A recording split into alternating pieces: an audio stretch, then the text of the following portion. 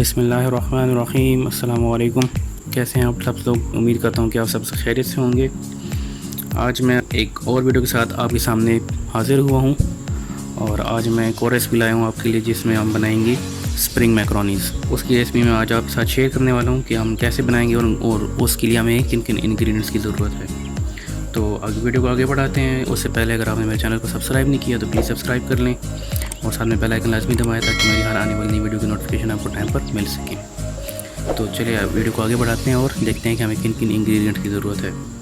तो सबसे पहले हमने स्प्रिंग मैक्रोनीज़ ली हैं जो है 3 पाव। उसके साथ हमने वेजिटेबल्स में सबसे पहले बंद गोभी लिया है जो कि एक बड़ा साइज़ का हमने फुल ले लिया और उसको हमने बारीक काट लिया है। उसके साथ ये हमने शिमला मिर्च लिए हैं जो कि हमने 4 अदद लिए हैं और इसको हमने स्लाइस की फॉर्म में काट लिया है।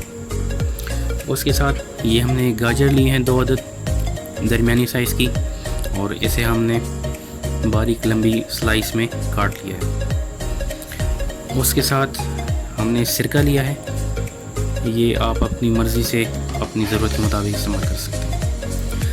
उसके साथ हमने 3 अदद टमाटर लिए हैं दरमियाने साइज़ के और इसके साथ हमने 2-3 अदद मिर्चें ली हैं सब्ज़ मिर्च। इसके साथ हमने आलू लिए हैं तकरीबन 3 से 4 अदद। ये हम इसके चिप्स बनाएंगे, इसको फ्राई करेंगे बारीक काट कर इसको फ्राई करके फिर हम उसमें शामिल करेंगे। तो चिप्स बनाकर उसमें मैक्रोनी में शामिल करेंगे। उसके साथ हमने प्याज लिए हैं 2 दरमियाने अदद, इसको भी हम चॉप करके इस्तेमाल करेंगे। उसके साथ हमने स्पाइसेस में नमक लिया है, ये हम इस्तेमाल करेंगे हस्ब ज़रूरत जितना आपको ज़रूरत हो। और इसके साथ हमने काली मिर्च ली है, ये भी आप अपनी ज़रूरत के मुताबिक इस्तेमाल करें। अभी वीडियो को आगे बढ़ाते हैं और चलते हैं किचन में और इसको बनाते हैं।